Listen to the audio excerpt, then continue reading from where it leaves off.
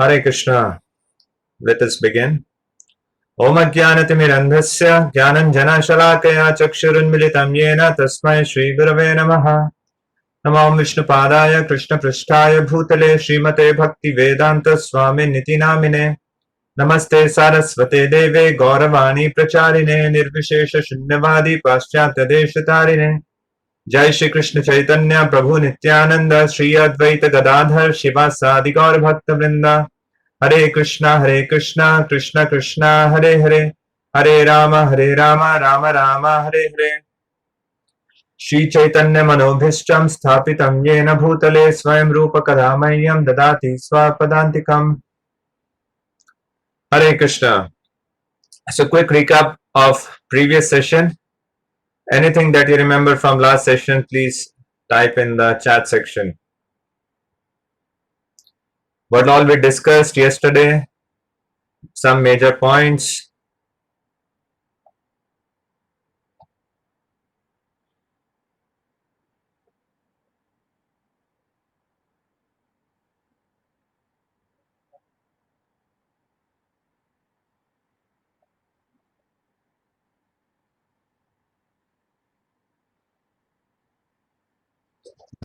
So I'll share the PPT.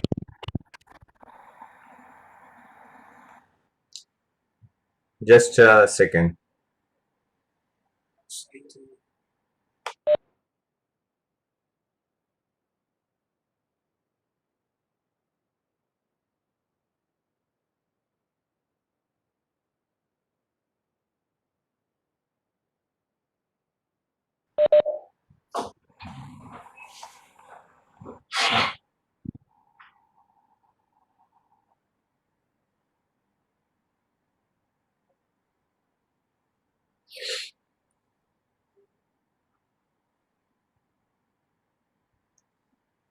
So we discussed something from life of Srila Rupa Goswami, and who is Srila Rupa Goswami, what is his position, and the literature that he is giving, and the purpose of that literature. We briefly discussed about this. Then we discussed about the introduction part. So we quickly went through the introduction. Introduction has three contents. One is Mangalacharan, the other is the contents of this literature, and Srila Rupa Goswami defines the pure devotional service. Then Mangalacharan has three objectives, three purposes.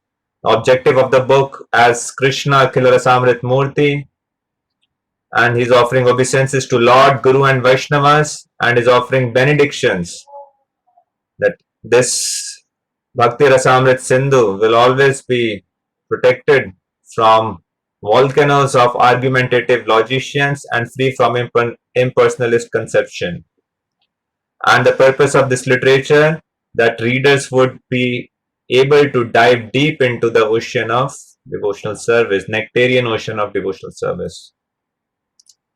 And then was about the contents, that the entire, since this is compared to an ocean has four sections, four sides: eastern, southern, western, northern.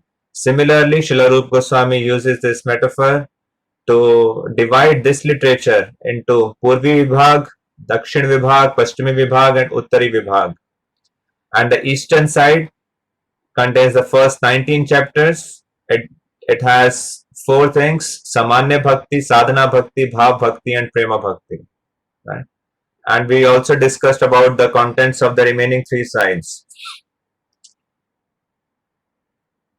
So then we discussed about the definition of pure devotional service, how pure devotional service is anyabhilashita shunyam jnana karmadyanavritam anukulyena krishna anushilanam bhaktir uttama. It has primary characteristics, Swarup Lakshan, which are essential characteristics, and then it has secondary characteristics, Tatastha Lakshan, marginal characteristics. Under Swarup Lakshan, it has three components. First is for Krishna. Anushilanam means active engagement, and Anukulyena. So Krishna means directly Krishna and anything related to Krishna. his devotees, paraphernalia, pastimes, abode, all that comes under Krishna. And under Anushilanam we discussed, Anushilanam means cultivation of devotional service. Cultivation means it's an active engagement. And how do we engage? Through body, mind and words. So there are certain types of do's and certain types of don'ts. So whatever is favorable for devotional service, for the discharge of devotional service, that is executed through body, mind and speech, words. And whatever is unfavorable is avoided. Anushilanam also means to constantly cultivate devotional service. If there are breaks in the cultivation of devotional service, that doesn't come under Uttama Bhakti. And then the third component, we discussed that it must be performed for the pleasure of Krishna. They are activities meant for the which pleases Krishna and performed with the intention to please Krishna. They are performed with a favorable attitude. So these three are the essential components. And then there are secondary characteristics, tatastha, marginal. And we discussed that Gyan Karmadi Anavritam and Anya Bhirashita Shunyam. So under this we discussed, Srila Rupa Goswami did not say Anya Abhilash Shunyam. He said Anya Abhilashita Shunyam. So what is the significance of ita? Can someone say? Srila Rupa Goswami could have said Anya Abhilash Shunyam. But instead he said Anya Abhilashita Shunyam. Adi. Yeah, what is the significance of this? Why he did not say Anya Abhilash Shunyam, but instead he said Anya Abhilashita. So what is the significance of ita? Hare Krishna, Prabhu. Yeah. Prabhu, because like you mentioned, a pujari who's serving the Lord, Grihastha pujari takes salary. So that kind of, even if it is, looks like, outwardly it looks like a material requirement, need, but it is still because he is serving the Krishna, his intent is to serve Krishna. So that's a favorable condition. So it will be part of the devotion. Now that is subject to discussion, not exactly. This ita is specifically meant for a person when he is in extremely dangerous situation and if he calls out for the protection of Krishna. So some desires which are like part of one's nature. So under those circumstances, those desires are included in this. Yes, Prabhu, thank you. From Pujari part, it is subject to a lot of discussion. So second is about Gyan Karmadi Anavritam. His devotional service is free from the coverings of Gyan and Karma and Adi, all these three things. We discussed about how philosophical speculation can sometimes cover the devotional service.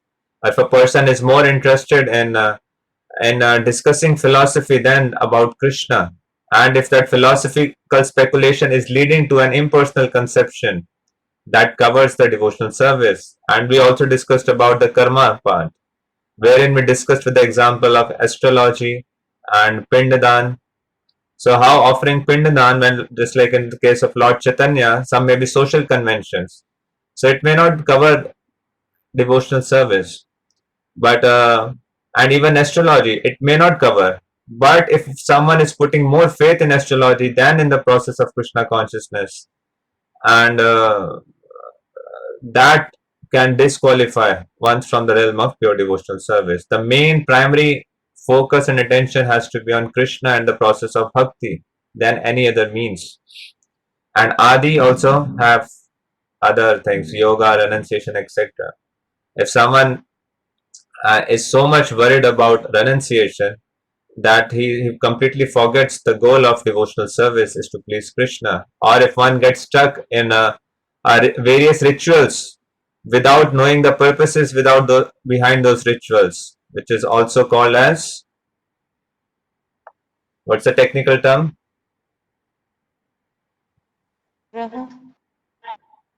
Sorry? Say it again. Niyamagraha. Yeah, Niyama. Niyamagraha. Yeah. So all of this we discussed under the realm of pure devotional service. Yesterday we discussed that. So then we read the chapter 1, in which we are discussing now about the characteristics of pure devotional service. Right? And we're discussing about the 6 characteristics of pure devotional service. Klesha Agni, that means relief from material distress. Shubhada, all auspicious. Third is it derides happiness of liberation. Moksha Laghutakrit, difficult to achieve. Sudurlabha, incalculably condensed bliss. Sandrananda Visheshatma, and it attracts Sri Krishna, Krishna Karshani. So we read about these 6 characteristics during our reading session, right? So now then we also discussed the first 2. They manifest at the stage of sadhana bhakti. Then the first 2, and in addition the next 2. All 4, first 4, they manifest at the stage of bhav bhakti,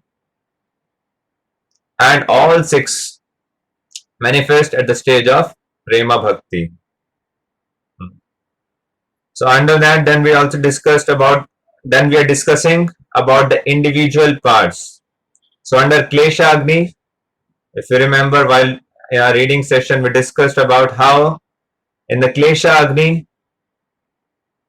Srila Prabhupada and Srila Rupa Goswami explains that the cause of our suffering is avidya. Avidya leads to bijam, sinful desires. That means material desires. Based upon material desires, one performs a sinful activity. Now this sinful activity has 2 kinds of reaction. One is aprarabdha, which are unmanifest reaction, that means yet to manifest. So when they manifest, they are called as prarabdha, which leads to the suffering. And it has another reaction, that means the reaction, the proclivity, the tendency to commit sin increases.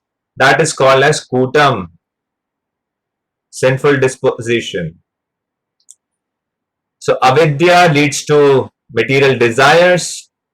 Based upon those desires, one performs sinful acts, and sinful acts then turn, the reaction would manifest in due course of time. After sinful activities, it is aprarabdha. So when it actually manifests, which leads to the suffering of the living entity, they are called as prarabdha.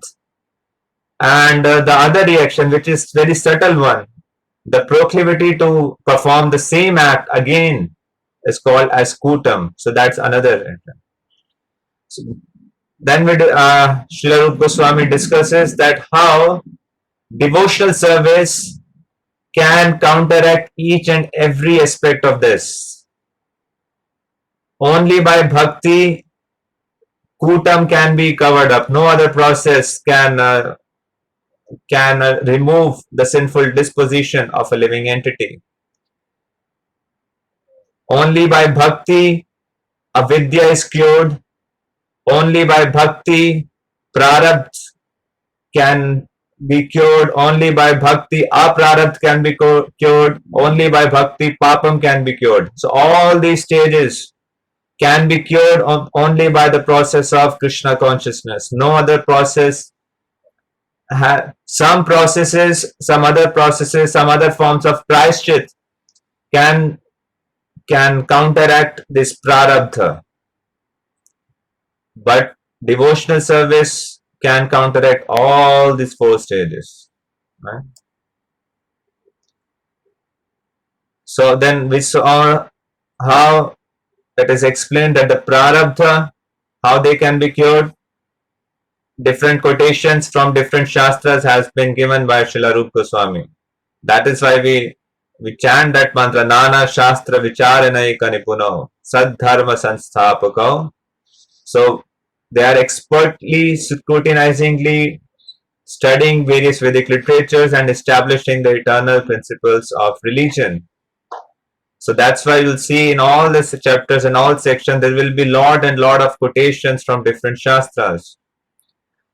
So here Srila Rupa Goswami quotes from Srimad Bhagavatam 333.6. Prarabdha, you can note down these verses, and if you want to go through those verses later on at your own time, you can read these verses and you'll be able to better relate with the context that we are discussing here today. That how he quotes from Srimad Bhagavatam, from Padma Puran, and from Bhagavad Gita. Krishna says, Sarva dharman parityaja mamekam sharan vraja aham tvam sarva papebhyo aham tvam sarva papebhyo mokshishyami masaja. I will deliver, I will protect from all your sinful reactions. Sinful reactions means what? Prarabdha. And aprarabdha, Srimad Bhagavatam 11:14-19, 728. About Bijam, Prabhupada quotes about Ajamil section and two examples about elephant taking bath and son of Bhakti. And about Avidya, we discussed the analogy of that just like a fire kills the snakes off, just like a forest fire kills all the snakes, similarly fire of devotional service kills the snakes of ignorance. Hare Krishna Prabhu, what is son of bhakti? Just like a sun dissipates all the darkness, similarly bhakti dissipates ignorance. And just like a sun, a sun doesn't get contaminated. Just like when the sun rays are put up on a impure place, that place becomes purified. Similarly, bhakti is so powerful that even the person with any sort of sinful proclivities can be purified. Even if one has taken birth of in a very low class family, or one may have, however sinful one may be, but just like the sun is the most powerful, and no amount of there is no place which is so contaminated that cannot be purified by sun rays. Similarly, there is no person in this creation who is so sinful that he cannot be purified by the power of bhakti, by the sun of bhakti. So this is what we discussed.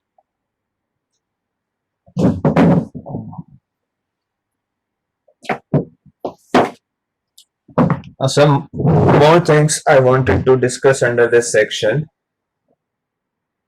Let me.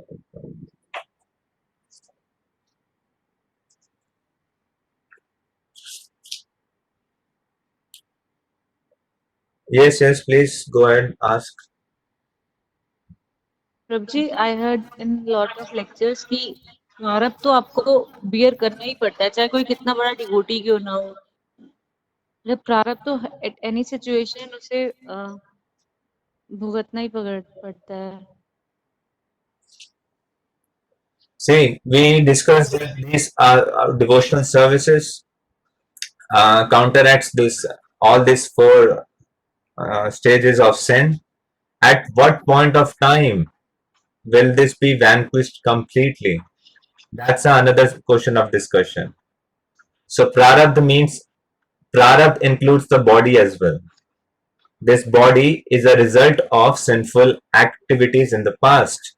So this body is a form of prarabdha. And when we say devotional service completely removes the prarabdha, it means this body will end, and the spirit living entity, the spiritual soul, would get a spiritual body. So during at the time of leaving the body, the bhakti can cure all the prarabdhas. Secondly, in the second form, at various places, Prabhupada also explained, when a person performs devotional service, his body becomes spiritual. Just like a rod which is put in the fire, it acts as a fire. Similarly, a person who is absorbed in devotional service, his body is not spiritual, is no longer material. It is spiritual. Right? Yes, Are you Prabhuji. getting it? Yes, Prabhuji. So Yes. in that context, it is said prarabdha are there, because if prarabdha are removed immediately, a person would die and he would return to spiritual world. So gradually it manifests, and it is up to Krishna when uh, at what point of time he removes everything, and a person can just go back home, back to Godhead. Thank you so much, Prabhuji. Yeah.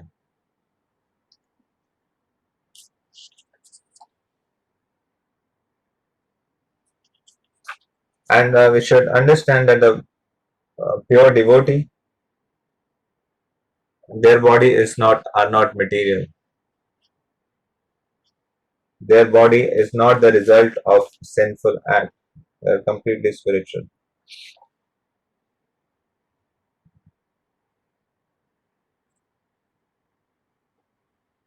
Mm, Just a minute.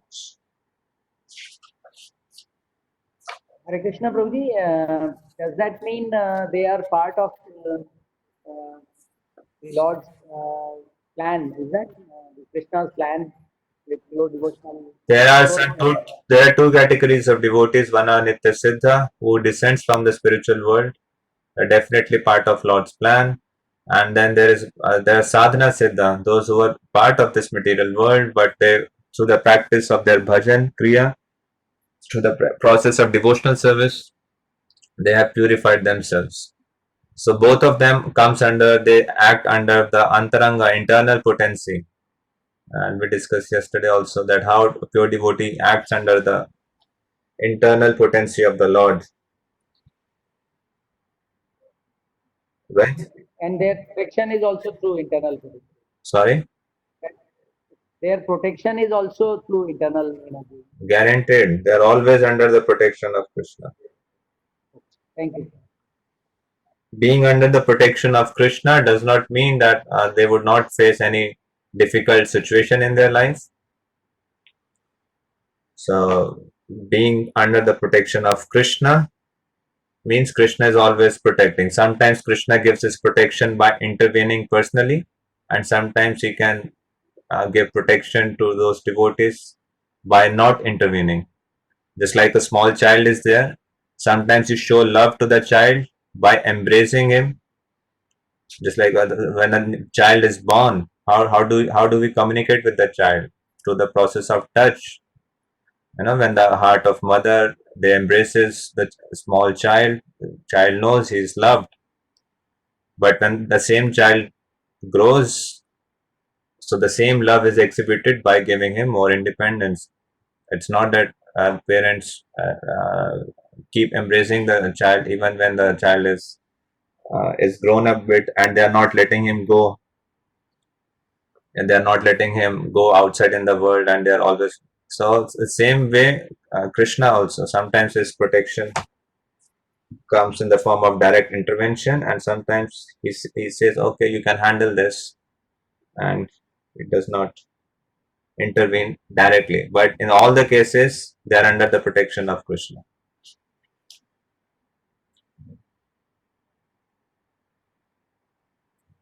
So yes.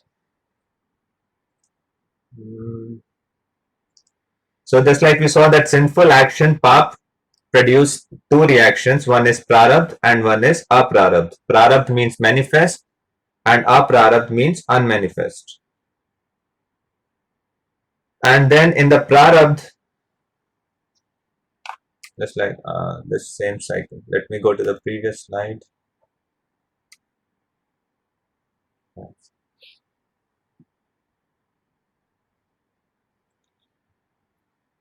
And just like a disease which is caught early is curable, but it is far more difficult to eradicate if allowed to become chronic. Similarly, sinful reactions are more difficult to eradicate once they become manifest. But devotional service can remove manifest sinful reaction along with the suffering they bring. Devotional service is so potent. And say in the same verse, Devahuti explains that how by practicing devotional service, even someone who is born in the family of dog eaters. So being born in the family of dog eaters means what?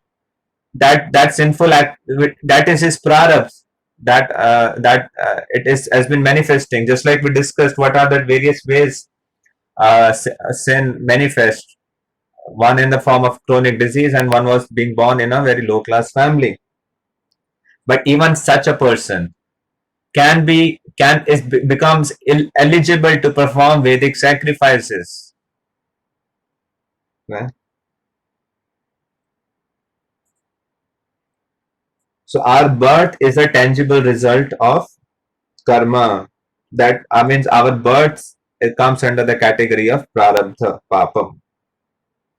And just like Mataji just asked that prarabdha bhogna padta hai. So it is seen in that context. If prarabdha ends, then your material existence will end altogether. This body will stay no more. It will burn to ashes and will go directly back home, back to God.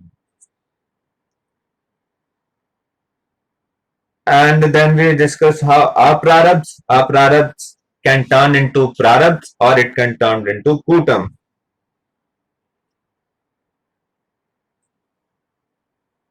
And Prabhupada here gives example of being engaging in illicit sex. If one engages in illicit sex, there are two types of reaction. If you just go through that section, one, it creates some direct physical or emotional suffering for the person, and the other type creates indirect suffering by increasing the proclivity for the same act. And when one engages in that act, what happens? Similar desires increase more, and it impels a person to again commit the similar act. And in such a state, Srila Prabhupada explains, living entities entangled in this cycle. When a sinful desire increase, sinful activities increase. When sinful activities increase, sinful desire increase. It is a self-perpetuating cycle. Are you able to get what is the significance of this kutam? Don't take it very lightly. This is due to this only a person stays entangled in the same cycle. He performs a sinful act. This sinful act, we are not talking about this suffering. That is altogether different. I mean, that suffering would come. But based upon this sinful act, the desire to do the same act increases. If this desire increases, a person again engages, again performs the same act. If performs the same act, then further desires are increases. And this is like a person is entangled into the cycle. And that is why we see that there are so many addictions.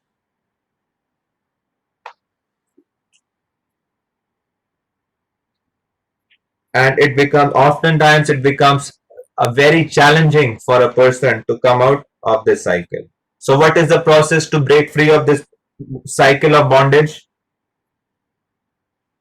What is a solution? Yeah? Bhakti. Only bhakti.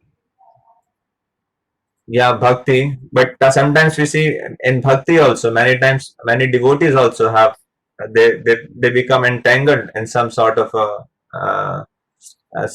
habit which may be unfavorable to devotional service.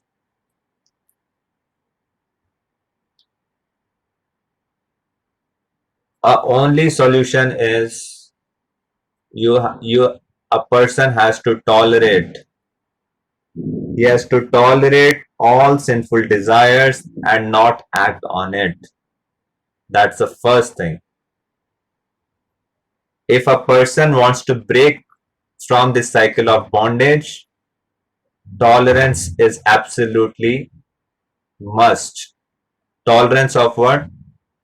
All the sinful desires, even though they may pinch the heart of a living entity, they may push a living entity.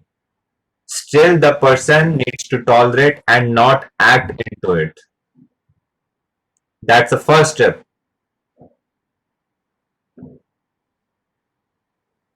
And not to act on it, of course, the strength would come from the process of devotional service. And slowly, when a person do not act upon it, they gradually dissipate and leaves the heart forever of a sadhaka. One must not endeavor to fulfill the sinful desires within one's heart, and not being reinforced by those reactions, because if you are able to tolerate and this stage doesn't come, if this stage doesn't come, then this disposition is not increased further. Whatever disposition is there, it stays at that level. And then through the process of devotional service, it gradually leaves the heart of living entity. But if one is performing devotional service, at the same time, he is not stopping this stage of sinful activity, then this cycle would perpetuate. It would keep on perpetuating. So both things are required. One, you need to tolerate, the living entity needs to tolerate the sinful desire, and this is possible only in human form of life. No other species has the power to take that stand. Only in human form of life one has this choice to act. He can choose on which desires he should cultivate and act, and which desires he should refrain from. That power is only in human form of life. Until and unless one access that discrimination in one's life, until and unless one makes that choice and act accordingly, their human form of life is not yet begin, technically speaking. If one just does what comes in one's heart without any consideration, that is animalistic life. Srila Prabhupada says so many times.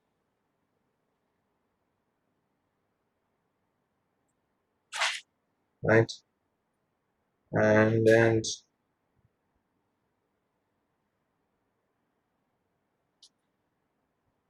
so that is why, and Srila Prabhupada also gives a further example. Just like for a result, as a result of some sinful act, a man is destined to become a thief and to suffer punishment. But that reaction is not immediately felt. It can be stored for future births in form of aprarabdha. And in next life, the reaction begins to manifest as an almost, see, when there is aprarabdha, it would not be noticed immediately by the people outside. But the person would have proclivity to perform a particular act. Where does this proclivity comes? Of dishonesty, of cheating, right? It is based upon that aprarabdha, unmanifest reaction. So this proclivity, when it intensifies, it eventually manifests as an explicit desire to just like to steal something. So that is like bijam.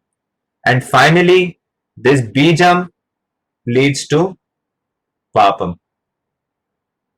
Getting the point?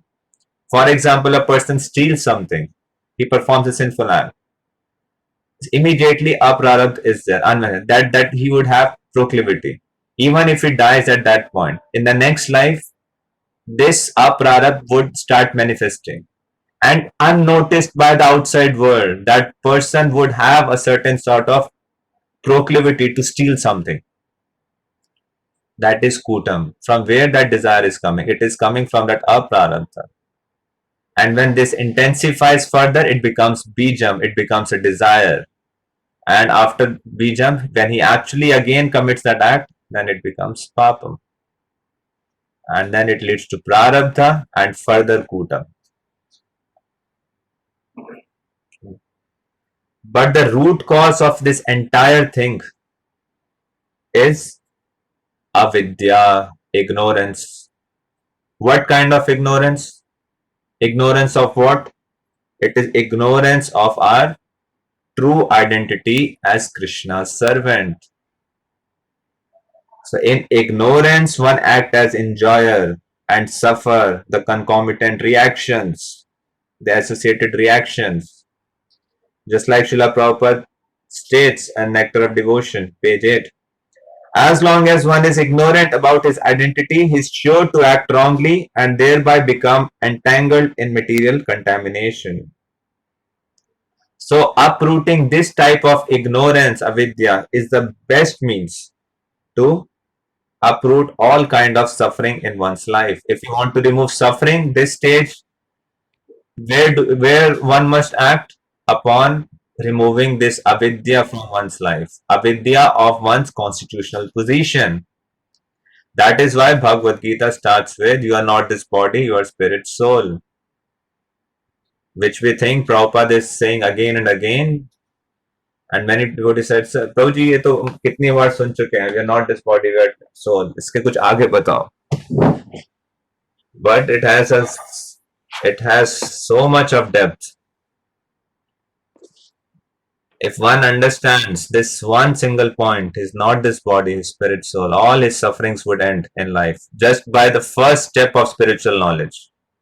But to talk about the further stages, just this basic, the very first step of spiritual knowledge, spirituality start with this knowledge. You are not this body or spirit, soul, and your entire suffering can end based upon that understanding. The soul is being a part and parcel of Krishna.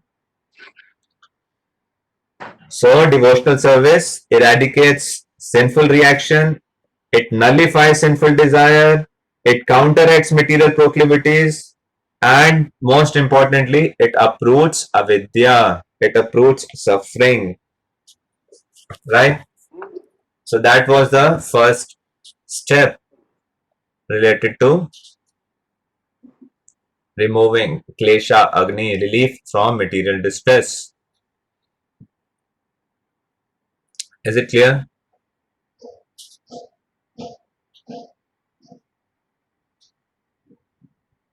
Any questions from whatever we discussed so far?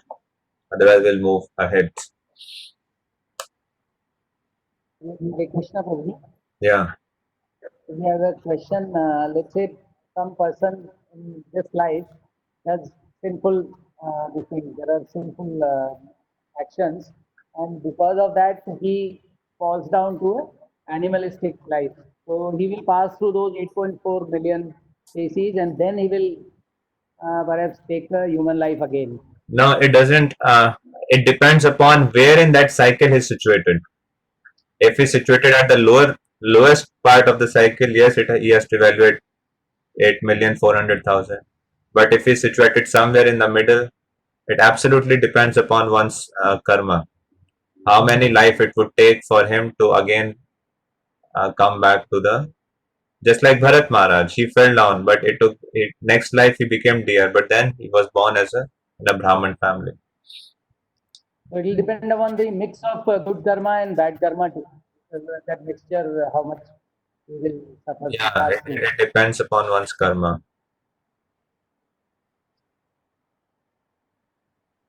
हरे कृष्णा प्रभु जी जहाँ पे हम ये आप प्रारब्ध में पहुंचते हैं या उसके बाद प्रारब्ध है तो अगर हमारे अप्रारब्ध मतलब अगर हमने प्रारब्ध मतलब हो गया डन हो गया सो वो आगे कूटम नहीं बनेगा ना मतलब ये कहने का मतलब है कि यहाँ पे साइकिल खत्म हो जाएगी या ये ऐसे चलता रहता है ऑफ कोर्स आपने जो सोल्यूशन बताया डेट इज जिसका प्रॉब्लम है रूट कॉज इज इग्नोरेंस और इग्नोरेंस जो होगा अविद्या जाएगा with the true knowledge with the divine knowledge लेकिन still if a person is at प्रारब्ध और उसे प्रारब्ध बन चुका है so जैसे हम स्टार्टिंग में भक्ति में आते हैं तो हम प्रेयर करते हैं कुंती महारानी से कि हमें सारे सिन जो है वो हमारे को दो कि हम कृष्ण को याद कर पाए और फिर हम भुगतते हैं सफरिंग आती है हमको लाइक सो इस कंडीशन में हमारी वो प्रारब्ध बन जाती है ऐसा So what is the question? Question is कि आप प्रारब्ध के अगर हम यहाँ पे हैं तो इट्स मतलब ये पक्का ही है कि वो कूटम बनेगा ही बनेगा, या यहाँ तक हमने अगर प्रारब्ध भोग ली हमने, सपोज एक पर्सन के पास उसके अनमैनिफेस्टेड थे, वो मैनिफेस्ट हो गए हैं, प्रारब्ध बन गई, उसने सफरिंग कर ली है, और अब वो इग्नोरेंस ऑफ कोर्स प्रयास कर रहा है कि भाई वो इग्नोरेंस नॉलेज के साथ जो एक डिस्कस हुई थी दास Whatever state one may be at state of bijam, papam, aprarabh, kutam, prarabh. The solution is don't act on sinful desire, and second, follow in the regulative principles of bhakti. That ये is तो हम very कर ही clear. रहे हैं, Yeah. ये तो So if you are doing that, so then gradually, see, aprarabh सबसे पहले जाता है, प्रारब्ध okay. धीरे धीरे then it would. And actually it's we cannot say it for certain कि पहले यही जाएगा वो जाएगा, because every moment you are doing a particular action, and it is a cycle and chain of so many different actions and reactions. Okay.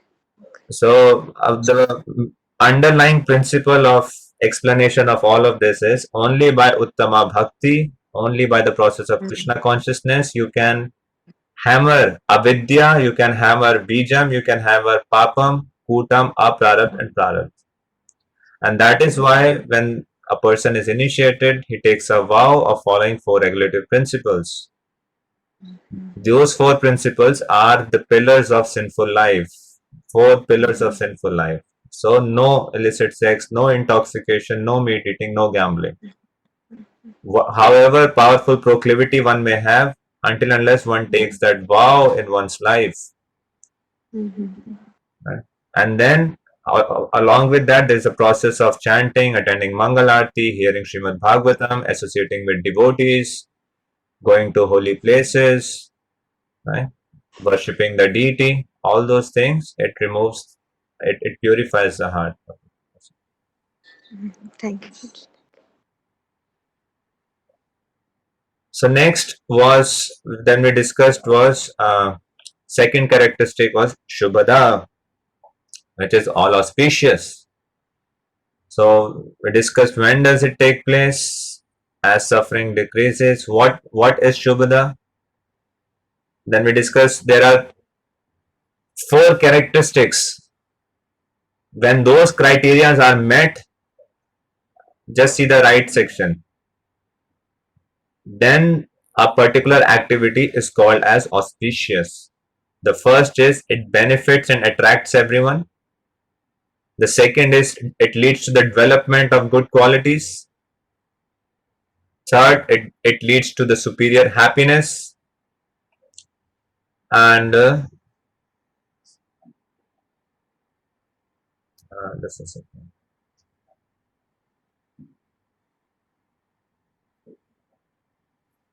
Yeah, 3 characteristics, sorry. So one is it leads to benefit. It benefits everyone without exception. Second, it leads to the development of saintly qualities. And third, it leads to superior happiness. So then, how does Krishna consciousness benefits everyone and attracts everyone? Prabhupada explains that there are so many political and social organizations, but they have failed. And Padma Puran states that through the process of Krishna consciousness, even trees and animals, what to talk about humans, and give example of Lord Chaitanya. So all living entities, it is beneficial, this Krishna consciousness process, Sankirtan process, all the limbs of bhakti, they are beneficial for everyone. Then when one becomes Krishna consciousness, all the saintly qualities manifest in that person. It leads to the development of saintly qualities. And Srila Prabhupada in the same section explains that what is the flaw of modern education, or about the other processes. One may have such high degrees in one's life, but if you judge a person based upon one's characteristic, based upon one's character, we'll see that even if a person is illiterate but Krishna conscious, he would be following 4 regulative principles. Now contrast this with a person who may be very highly qualified materially, but if he is not able to follow four regulative principles, and if he is leading his life based upon sin, it would only lead to the suffering. So that is why through the process of bhakti, all the saintly qualities appear within the character of that person. And third, we discussed about how it bestows superior happiness. How it bestows superior happiness. That devotional service is superior to dharma, artha, kama, moksha. It is also superior to sense gratification, mystic yoga, and liberation. In what ways it is superior? It is eternal and it includes all other types of happiness. And we saw from the life of Kolavecha Sridhar, he was such a poor person, and when offered the opulence of the kingdom of Indra, he said he does not want it. He was so satisfied in executing his devotional service to Gaurang Mahaprabhu, to Krishna, to Ganga Devi. And bhakti is like a queen which is followed by maid servants. So liberation, moksha, the bliss of moksha is like a maid servant to bhakti. And then there were so many evidences given from by Tantra Shastra, by Jiv, and by in the Hari Bhakti Vila, Maharaj, from Srimad Bhagavatam, from the section of Prahlad Maharaj, from Narad Pancharatra, and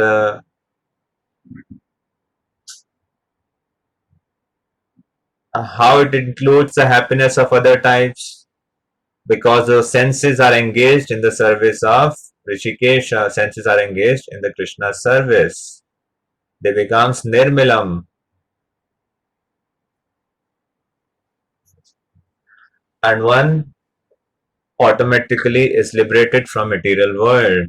Just like a queen is followed by maid servant, the bhakti is followed by moksha.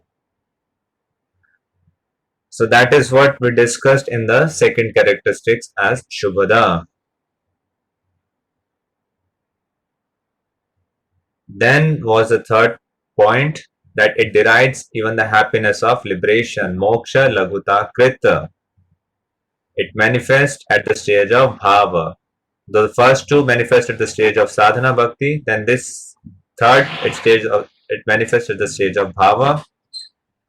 And we discussed that how all the four religious principles, dharma, artha, kama, moksha, they are like a straw in the street as compared to the bliss derived from bhakti.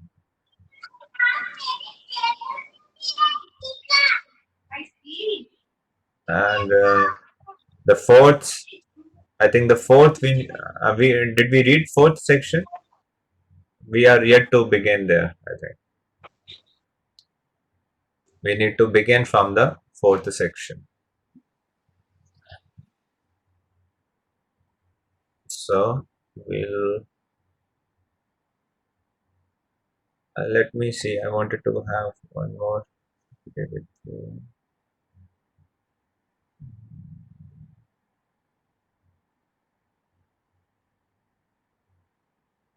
This we covered yesterday.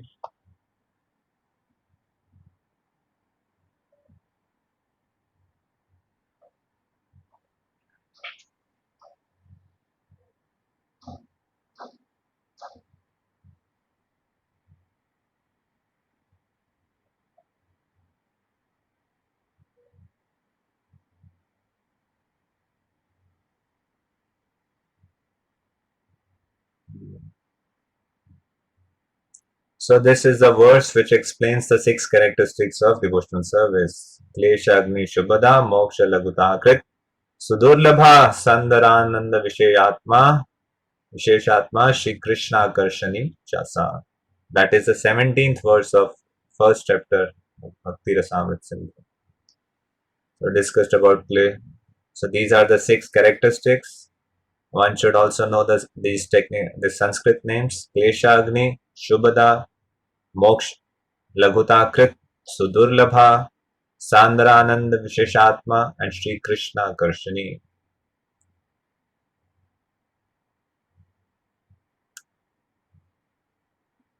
Sudurlabha, Sandranand Visheshatma, Sri Krishna Karshani. It's the only means which can attract Krishna. So the first two manifest sadhana bhakti, then bhav bhakti, and then prema bhakti.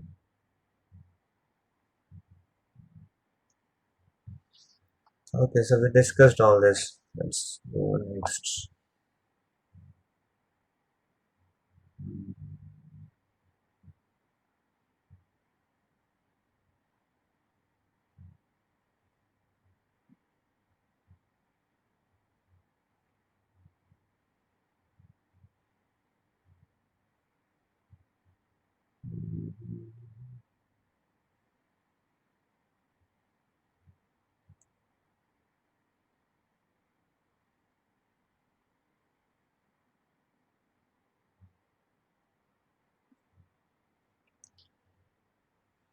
Fine. Let us continue with our reading. There are still 8 minutes we have. We can read some section about how devotional service is Sudurlabha.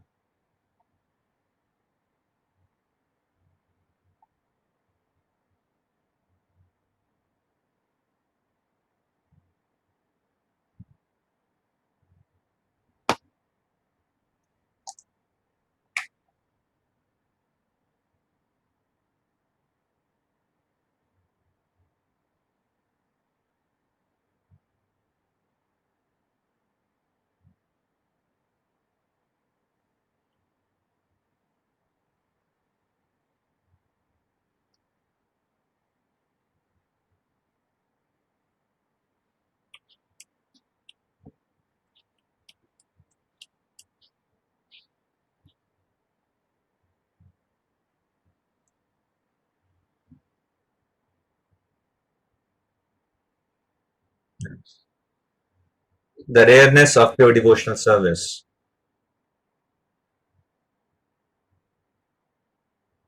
So Aditya Prabhu, can you read?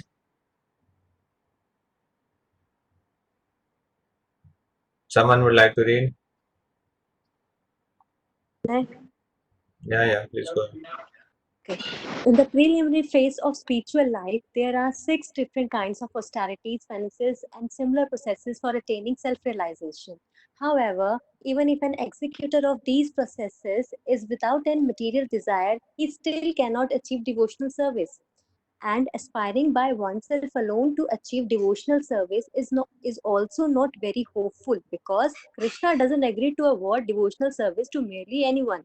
Krishna can easily offer a person material happiness or even liberation, but he doesn't agree very easily to award a person engagement in his devotional service. Devotional service can in fact be attained only through the mercy of pure devotee. In the Chaitanya Charitamrita, Madhya Leela 90.151, it said, by the mercy of spiritual master who is a pure devotee, by the mercy of Krishna, one can achieve the platform of devotional service. There is no other way.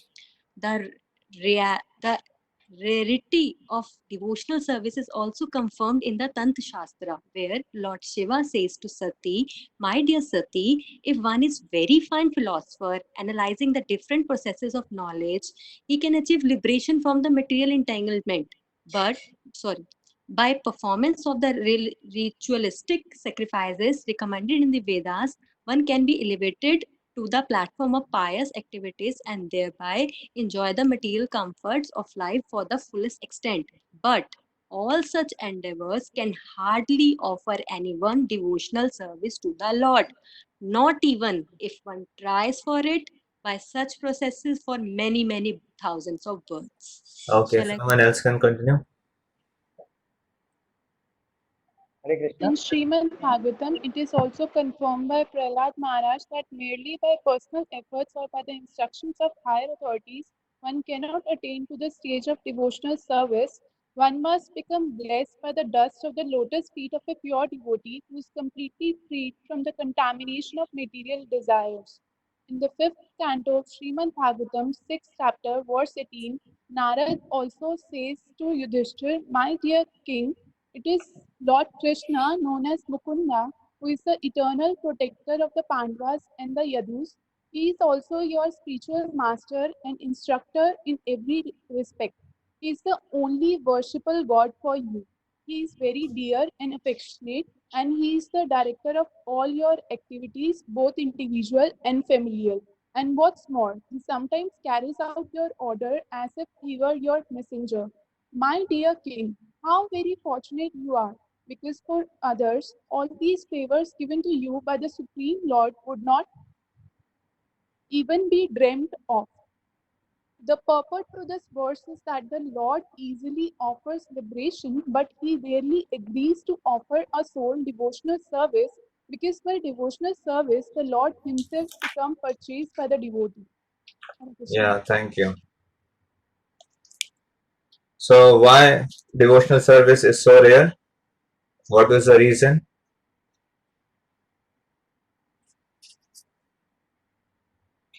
We just read. Becomes purchased by the devotee. Hmm?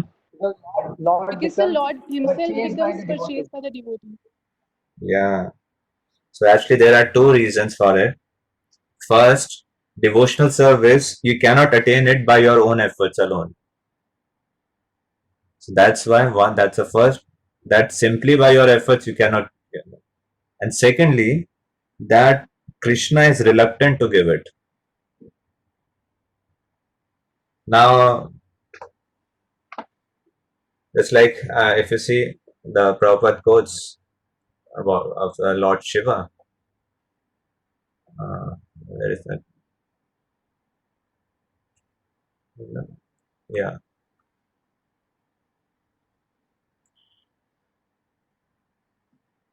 So Lord Shiva says, "My dear Sati, even if one is very fine philosopher, he is analyzing the different processes of knowledge.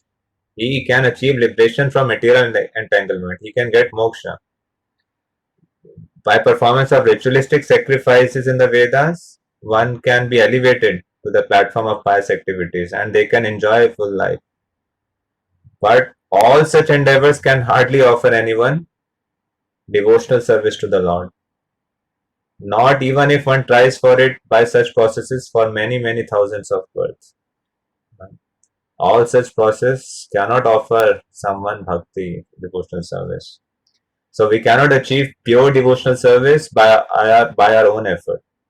We can only get it only and only if Krishna give it to us. But Krishna is reluctant. Why he is reluctant to give it? Because pure devotional service has the power to control him. And that is why here it is Narad Muni is saying to Yudhishthir Maharaj. What is he saying?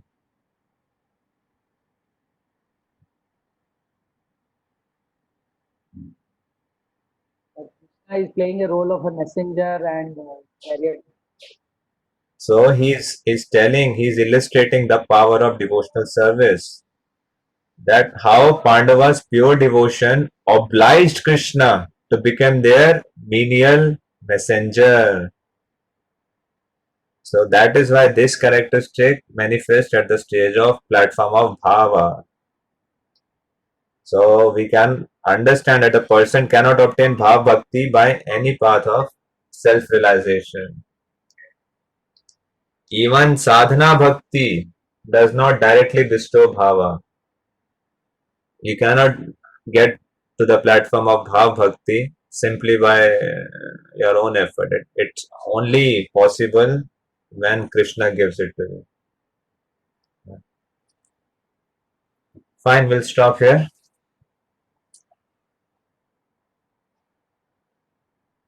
And Hare tomorrow, Krishna yeah, Prabhu ji question पूछ सकते हैं?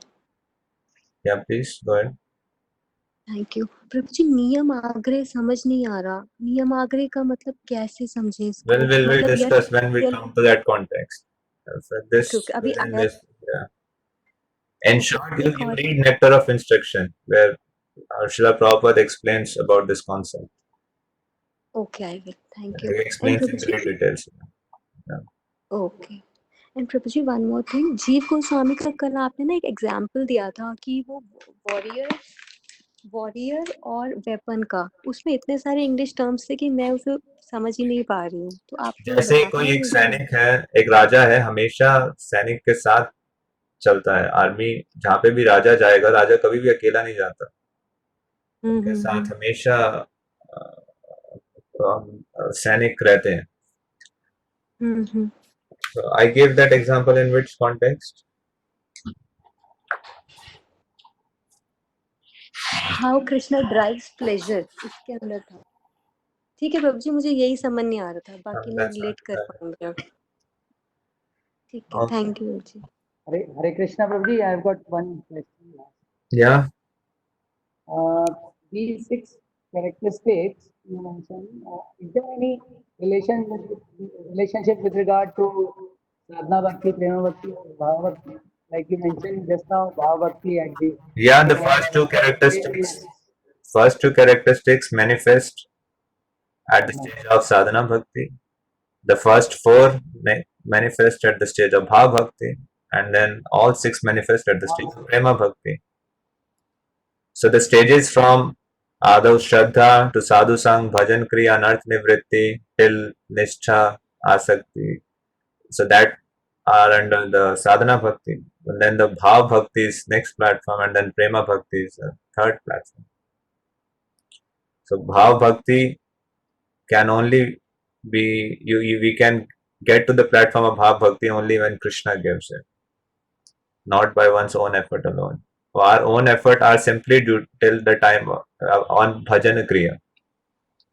Whatever Bhajan Kriya is given, I mean, this all will come in great detail in further chapters. We'll discuss that. So, I'm thinking we were not able to do shlokas from last 3 days, and tomorrow is Sunday. Usually we have off on Sunday, but tomorrow we can have a 1 hour session on just simply on revising verses. So if anyone wishes to join at the same time, 11:30 to 12:30, you are welcome to join, and we'll cover the verses of this module. We'll practice them. Others who are not able to join, you can learn at you can keep learning at your own pace, right? So those who would like to come, you can join tomorrow. ये एक चीज और पूछ सकते हैं Yeah. कि अनावृतम word का English meaning है नॉट कवर्ड बाय। इसको वैसे तो पूरा समझ आ रहा है लेकिन नॉट कवर्ड बाय को कैसे थोड़ा सा और समझ सकते हैं। ज्ञान कर्म आदि अनावृतम तो अनावृतम है नॉट कवर्ड बाय मतलब One कि devotional उससे attitude is covered by the other acts. Covered means one's faith and attention are diverted, just like anything is covered by something else. So that becomes the primary. Whatever is being covered by that becomes secondary. So the pursuits of karma and gyan, they become the primary in one's life, and bhakti takes a backseat, secondary. That's all. Okay okay thank you. Okay, thank you so much. Srila Prabhupada ki jai. Srila Rup Goswami Prabhupada ki jai. Bhakti Rasamrit Sindhu ki jai. Anant Koti Vaishnav Vrinda ki jai. Nitai Gaur Premanande. Thank you. Hare Krishna.